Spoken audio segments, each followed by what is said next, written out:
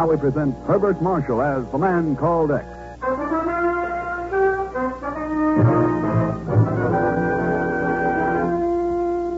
Herbert Marshall as the Man Called X.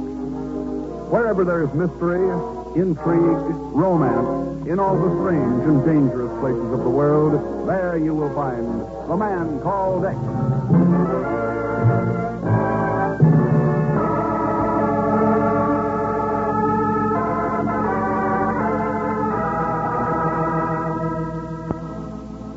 Of all the weapons of modern warfare, those that have gained the greatest notoriety are the guided missiles, the death-dealing germs, the terrifying atomic and H-bombs. But perhaps the deadliest, the most vicious weapon of all, is one that we cannot see nor feel, but the impact of which can be 1,000-fold more destructive. The weapon, the big lie.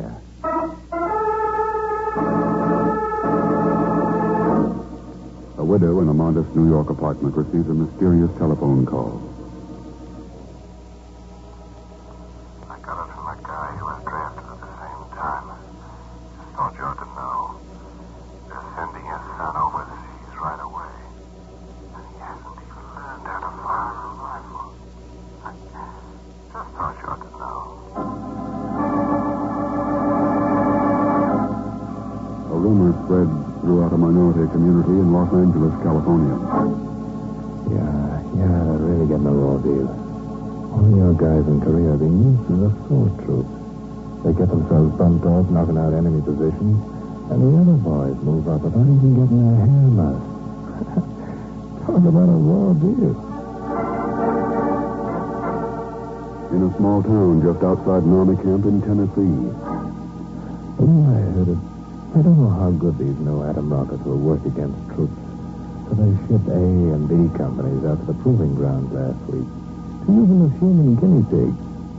They say the hospital's already full of guys dying from atom burns.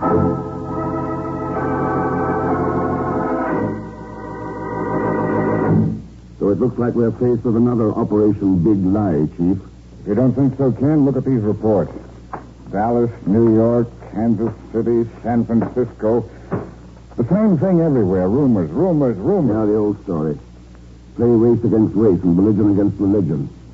Throw suspicion on our whole defense program. What's been done about it, Chief? I've got men assigned to every principal city. So far, they've turned up nothing. Not one lead as to where those rumors are coming from. I tell you, Ken, this thing has got me so upset that I... excuse me. Yes, Miss Brooks. A collect call for you, sir, from Chicago. Agent Jack Doyle. Oh, good. Put him on, please, Miss Brooks. Yes, sir. Go ahead, please. Hello, Jack. What's going on there in Chicago? What have you got for me? Hello, Mr. Chief. This is Egon Welchman speaking. Aegon, what the devil are you doing on that phone? Miss Brooks said Jack Doyle was calling me. Sure, he is. What? Well, that is, I'm making the call for him, you understand. Only now, I don't know if he meant you or maybe the Bureau of Missing People. Bureau of Missing People? Sure. Who else do you call when somebody's missing for a couple of days or two? Who's been missing for a couple of days? That's right. What's right? He's been missing for a couple of days. Who, you idiot? Jack Doyle? No, this is Egon Welchman. What's the matter? Don't you hear so good or something? Welchman, so help me if you don't start making sense and fast. But I'm making sense, Mr. Chief. That's why I'm calling you. Jack Doyle's missing, and he told me if it happened to him, I should call you. So here I am. What happened to him? Where? I'm How? glad you asked me that, Mr. Chief. And I can give you the answer right out of my cuff. What happened was... Welchman, what happened there? Can you hear me? What's up, Chief? There were some shots, Ken. Yes, sir. Get that Chicago operator. See if you can trace that call. Fast. Yes, sir. What was Egon telling you about Jack Doyle? From what I could make out of his double talk, Jack's been missing for a couple of days. Was he the man you were assigned to Chicago, tracing down those rumors? Yes, and I haven't had a report from him for a week. And then that call from Welchman. I'll get it. Hello. I have that information on the phone call from... Oh, it's you, Mr. Thurston. That's right, Miss Brooks. Did you trace that call? Yes, Mr. Thurston. It came from a public phone booth in a nightclub, the Cafe Arcady. Cafe Arcady. Thanks, Miss Brooks. Oh, you're welcome. Now, I've got one more favor to ask. Yes, sir. Your ticket's waiting at the airport. Flight 211 to Chicago.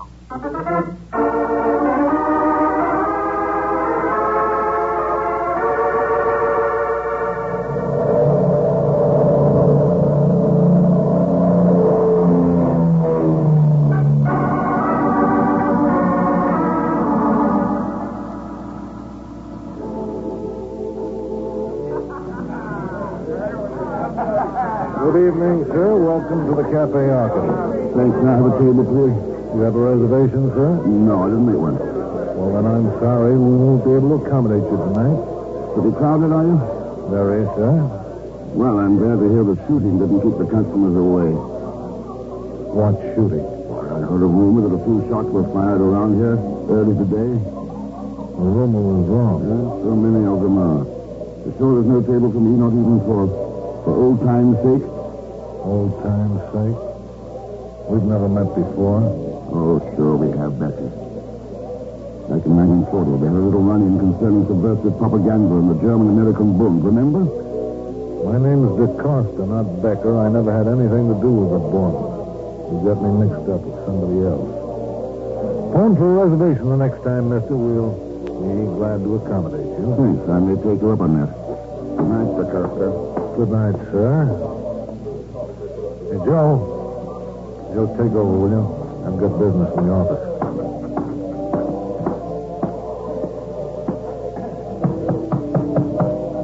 Come in.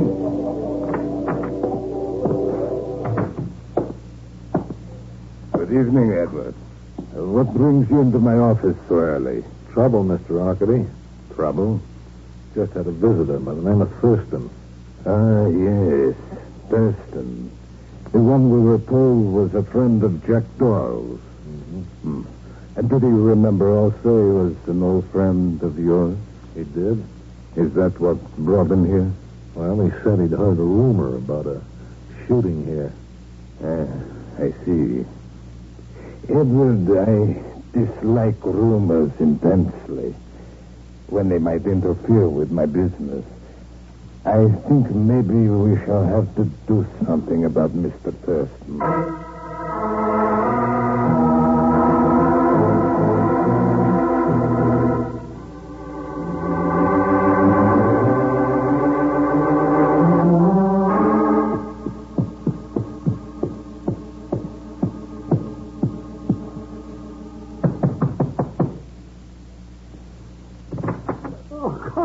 Papa's arms, baby. The drinks are all ready and...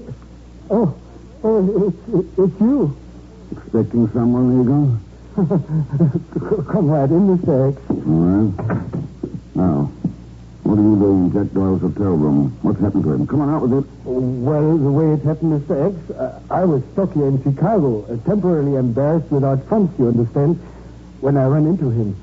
Naturally, he was so happy to see me and insisted I shouldn't get out of his sight. Oh, sure. Then what? He said I could use his room for a couple of days. He was going to be out on some job or something, and if he didn't come back, I was to call the chief and tell him. He didn't, so I called. You called from the Club Arcady? Sure, I was looking for him. He was always hanging around there. What were those shots the chief heard? Oh, those. Somebody got trigger-happy in Mr. Arcady's office. Naturally, I went to the rescue. And you know what happened? You got lost in a saloon across the street. How did you know? Never mind. Did Doyle tell you what he was working on? Mention anything about rumors? I'm the only rumor he's got. He wasn't working on anything, or why should he go looking for a job? For what? A job? Sure. I found the want ad he clipped out of the paper. I got it right here somewhere. Sure, here it is. Let me see this. How to be successful through talk. Learn how to sway people with words. See? The art of verbal mass communication. Lectures and study groups at moderate cost. See Dr. Ralph Townsend, Suite 11B, 161 North Clark Street. Dr. Ralph Townsend. See what I mean, Mr. X? He was looking for a job. He was looking for something at Townsend's place. Wasn't for a job. Get down. What was going on, Mr. X? Somebody's shooting at us, Hagar. From the other wing of the hotel. But I didn't hear no shots. Did you ever hear of a silencer? Oh. But why would anyone want to kill us? I'll see if I can get an answer across the court.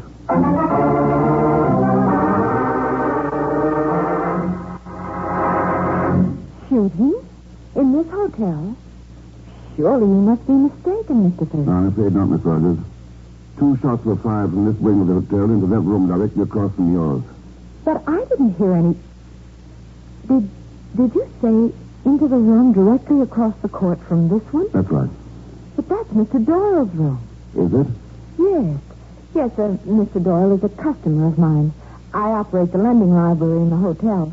I've memorized the room numbers of all my regular customers, and But wait a minute.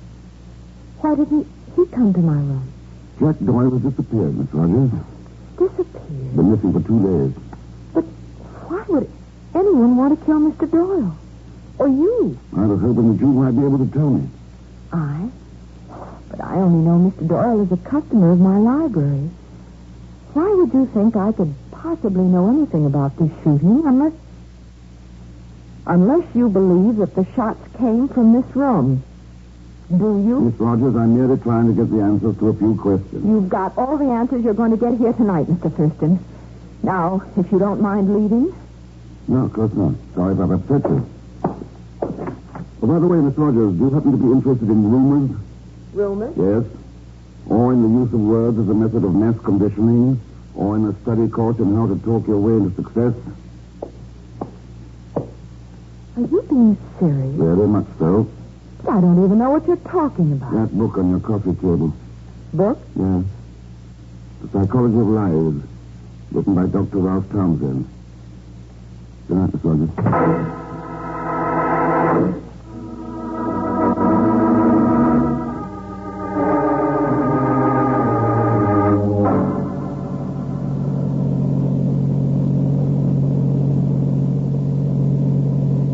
Look, Mr. X, I'm tired. Why don't we stop chasing wild gooses and unlock over coffee shop beers? Not until we learn what happened to Jack Doyle later. But we've been driving around all day long, all over the city of Chicago. We haven't learned nothing. No, I don't know. In a bowling alley, we learned that our soldiers will freeze in Korea this winter while the Army sells heavy clothing for surplus. Huh? And a waitress in a Southside restaurant told us that the Kremlin is a direct pipeline into the atomic labs at Los Alamos. But your stories don't make sense. Of course they don't. They're lies. They're so big that people believe that there must be some truth to them. We've got to stop them. Well, that's okay with me, Mr. X. But what do we do? Go to night school. Night school? Yeah. To take a course from Dr. Ralph Townsend on how to talk our way into success.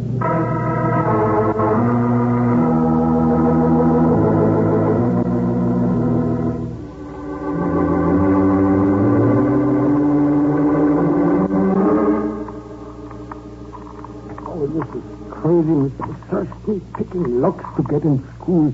Who ever heard of such a thing? You're hearing it now, Eagle. Never move on. Okay. So there, now what? You go in. At least we got a nightlight burning in that other office over there. I can see what we're looking for. If I only knew what it was. Filing cabinet's always a good bit. Let's try them. Hey, what do you know? This one's empty. This one, too. Say, what cooks you anyway, Mr. X? Don't that Dr. Townsend even keep his lunch in his file? Let's try this desk. Looks like we got here too late. You mean food flowers that Dr. Townsend took it on a lamb? Doesn't make sense. Not unless Jack Doyle was able...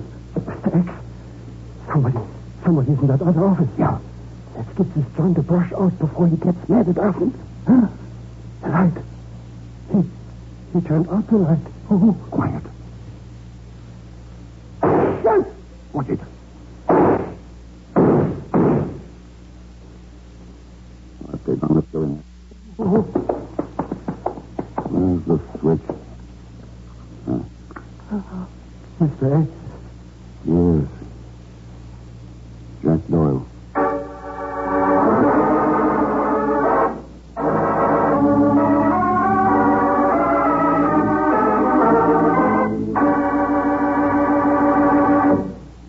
We'll return to The Man Called X in just a moment. Now, Act Two of The Man Called X, starring Herbert Marshall.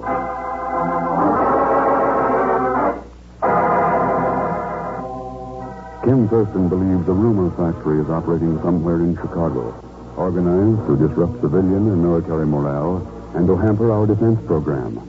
In the offices of a Dr. Ralph Townsend, Ken exchanged shots with an unknown attacker. And now he and Aegon have entered the private office where the shots came from and find themselves looking at the body of Jack Doyle, a missing Bureau agent. Oh, I don't get it, Mr. X. Why should Mr. Doyle go shooting at us and make you kill him? I didn't kill him, Aegon. But look at him. He's as stiff as a poker.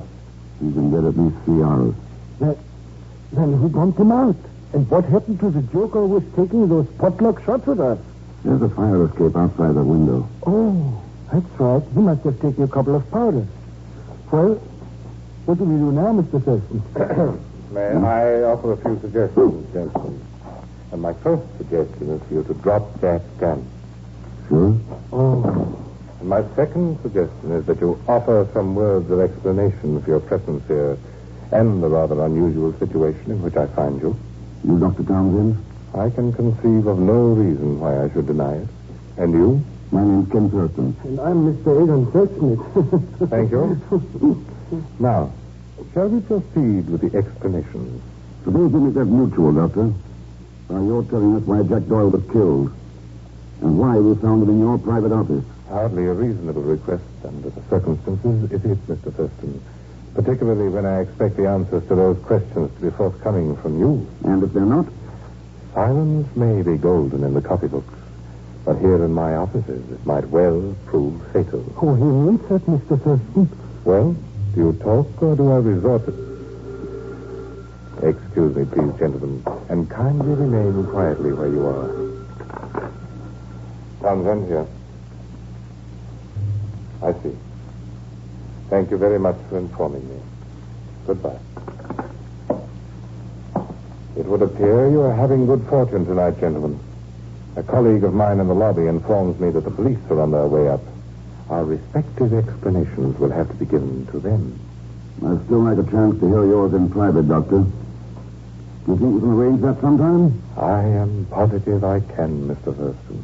I am positive I can.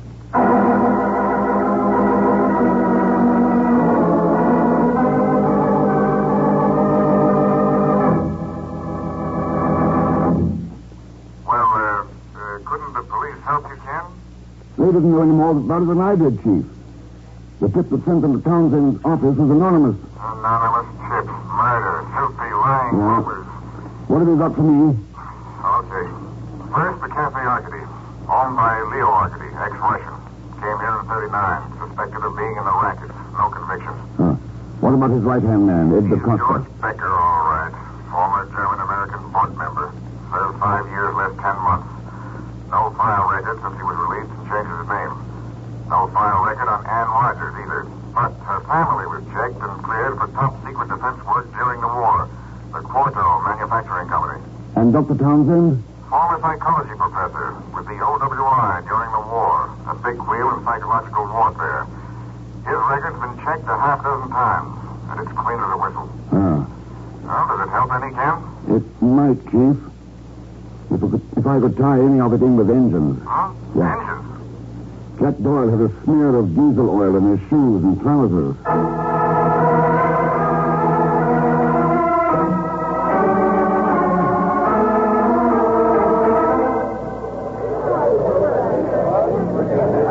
Don't be bashful with that caviar, baby. There's plenty more fish in the ocean where that came from. And have a couple more glasses of champagne, huh? One to drink and one to watch the bubbles in. As long as you're beating that expense account to death, you might pour one for me, too, Eagle. Sure, be glad to. Nothing too good for any friend. Oh, hello, Mr. Thurston. Do you mind if I join you, Miss Rogers? Of course not. Please sit down. Thanks. How'd you two get together? Just a mutual attraction? I came here because of Jack Doyle, Mr. Thurston. Oh? I kept thinking of what you told me, and I remembered that I'd heard him mention the Cafe Arcady several times. It was a foolish impulse, I suppose, but, well, I just had to come down here to see if I could learn anything about it. And did you, Miss Rogers? I'm afraid not. Then I saw Mr. Zellschmidt, the man who'd been sharing Mr. Doyle's room. So when he asked me to join him, I did. It was strictly business with me, Mr. Thurston. I got a hunch his cooking was plenty, so I've been pouring on the champagne until she gets in. Excuse me. talks, you understand? No sacrifice too great, Edgar? You said it... Excuse me. Mr. Thurston, do you mind if I ask you a couple of questions? Oh, go right ahead. You asked me earlier if I were interested in rumors. Yeah, that's right. Well, suppose I said that I've heard the Russians are sneaking A-bomb components into every major city in the United States to be set off simultaneously on D-Day. Is that the kind of a rumor you mean? Did you hear that, Miss Rogers? Here, tonight. Remember who said it? The man at the third table to the left. Mr. Thurston, that's Dr. Thompson. Why do you want to be so helpful, Miss Rogers? Do I need a stronger reason than a man's murder, Mr. Thurston? No, I guess not. Hey, look. That Thompson joker's going into that back room. Do you think he's got business with the boss of this joint? Might be interesting to find out, Edgar. Suppose the two of you wait here for me. I'll let you know.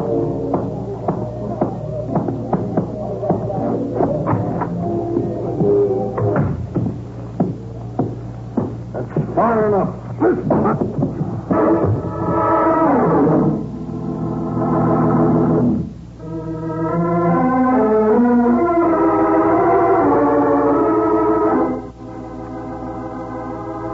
I am quite regretful of the manner in which Edward DaCosta invited you to my apartment, Mr. Thurston. Violence was not intended to be employed. Will you accept my apologies before we begin our little talk? You're in the driver's seat, Arcady. Very well. Mr. Thurston, I am an honest citizen. You represent my want of government. That is why I wish to speak with you. To set my record straight with the government. Both you and Jack Doyle have been investigating something in Chicago for some time now. Is it not true that neither of you has uncovered any criminal evidence against me? Ever hear of the big lie, Arcady? Of course. Well, I heard a very choice one in your cafe tonight. I am beginning to see that I've been laboring under a misapprehension, Mr. Thurston.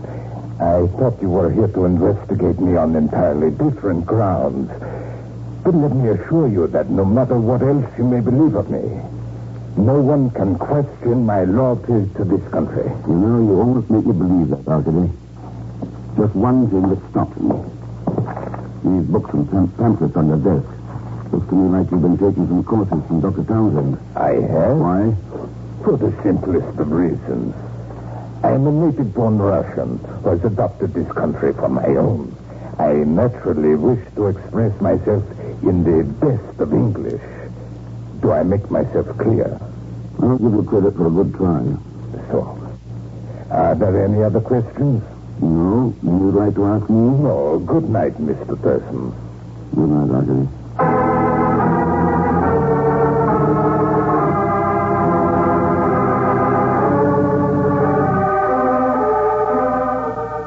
That's right, Mr. Thurston. That Miss Rogers took a powder, said she was tired of waiting for you. Probably combat fatigue, John? Couldn't take those popping champagne corks any longer. Huh? What champagne? Cork? Oh, skip it. Come on, we've got work to do. Work? Yeah. We're going to visit a factory where they manufacture rumors.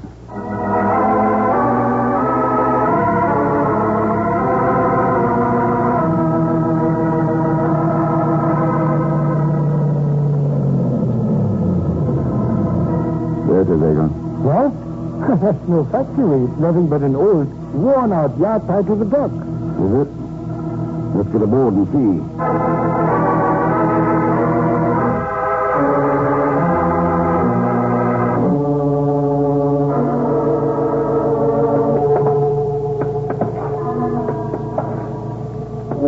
I don't get it, Mr. X.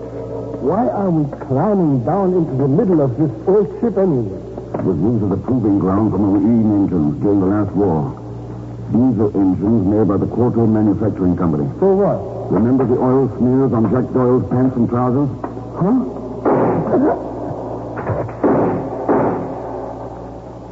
Those came from the engine room. Come on. Oh.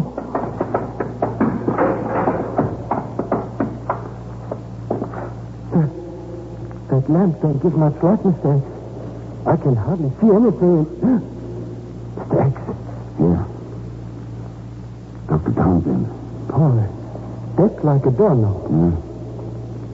I say he taught somebody all they needed to know about the psychology of the big lie, Aegon. That's right, Miss Rogers. Miss Rogers? Where else would you expect to find the boss of the outfit? Oh, no. How did you find out, Mr. Thurston? Clairvoyance or sheer genius? Simple arithmetic. Diesel oil and diesel engines add up. And you helped me prove it at Arcadis Cafe. I did. Yeah. You said you hadn't learned anything about Doyle there. Then you tipped your hand when you said your reason for wanting to help me was Doyle's murder. What happened, Anne? Was Doyle killed here, then taken to Townsend's office? Yes. Then Townsend was to be killed there, too, after we moved all the incriminating evidence to the ship. When you came in off schedule, it upset things. Hey, then what are we waiting for, Mr. X? Let's take her along to the pokey. It's not that easy, Aegon. Sure, she hasn't got a gun. That's right, but the guy who shot Townsend has. The guy who? He means me, Zelschmidt. Still up to your old tricks, DaCosta? First for the Boons, now for Ann Rogers and her bosses? Why not? I've got lots of answers to that one, DaCosta. Meanwhile, I'd better smash that lamp. Wait, hold it. Mr. Costa, don't let him get away. Shoot him. Where are you, Thurston? You can't get away? Thurston! Over here, Mr. Costa. He's over here. Thurston. Right here, DaCosta. Oh, you... Aegon, you all right? How can I tell in all this dark? How can I? Oh, the flashlight helps it. Mr. X, that cute cookie. What happened to her? One of DaCosta's shots got her by mistake. Oh, Well, the rumor factory is finished. but I don't get it. If her family's got factories and yachts and stuff, what was she doing mixed up in a racket like this? That's the puzzling thing about people like her. Frightening. With everything this country's given to them, they still sell themselves on the idea that other country is better. Why can't they realize that that's the biggest lie of all?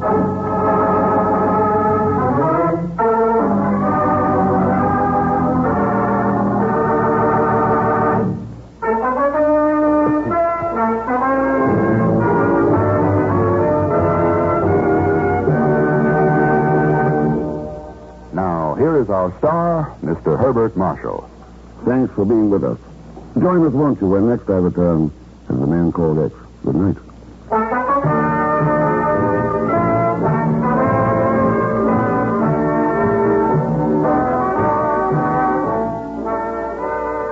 The Man Called X is distributed exclusively by Nostalgia Broadcasting Corporation, Cedar Rapids, Iowa.